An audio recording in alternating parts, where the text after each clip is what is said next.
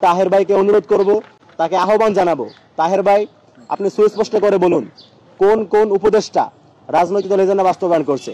এখানে আমি আপনার ভাষায় বলবো, নো হাঙ্কি পাঙ্কি। তাহের ভাই আপনাকে সুস্পষ্ট করতে হবে কারা কারা রাজনৈতিক দল এজেন্ডা বাস্তবায়ন করছে। এখানে কোনো হাঙ্কি পাঙ্কি করার সুযোগ নাই। আবার এমনও দেখতে পাচ্ছি কিছু গুঞ্জন গণমাধ্যমে বেশি বেড়াচ্ছে, সোশ্যাল মিডিয়ায় বেশি বেড়াচ্ছে, একেবারে ফেলে দেওয়ার মতোও না, যে উপদেষ্টাদের মধ্যে নাকি কেউ কেউ নির্বাচনে অংশগ্রহণ করবেন। আমরা আহ্বান জানাবো উপদেষ্টাদের মধ্যে যদি কেউ নির্বাচন করতে চান, রাজনীতি এই সরকারের যে ক্ষমতা, সেই ক্ষমতা ছেড়ে দিয়ে জনগণের কাতারে নেমে এসে আপনার নির্বাচন আপনি করতে পারেন। কিন্তু আপনি এখানে সরকার প্রদত্ত ক্ষমতা ব্যবহার করে, অর্থ ব্যবহার করে আপনি আপনার নির্বাচনী মাঠ গোছাবেন, এভাবে অন্যদের লেভেল প্লেইং ফিল্ডকে ক্ষতিগ্রস্ত করবেন, এই সুযোগটা আমরা দেব না। যদি এমনটা হয়ে থাকে, আমরা দেখতে পাই যে বর্তমানে এক্সিস্টিং কোনো উপদেষ্টা নির্বাচন করছে এবং তার সেই নির্বাচন করার জন্য যে অর্থ দরকার বা যে ক্ষমতা দরকার সেটা এই ইন্টারিয়াম থেকে নিচ্ছে, তাহলে কিন্তু এর ফলাফল অত্যন্ত ভয়াবহ হবে।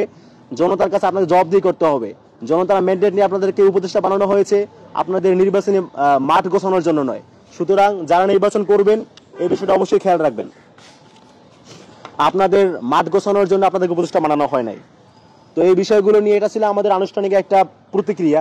তো এই প্রতিক্রিয়ার প্রেক্ষিতে আমরা ভবিষ্যতে আরো বেশ কিছু পরিকল্পনা নিয়েছি, যে মাঠ পর্যায়ে কিছু কর্মসূচি আমাদের রয়েছে।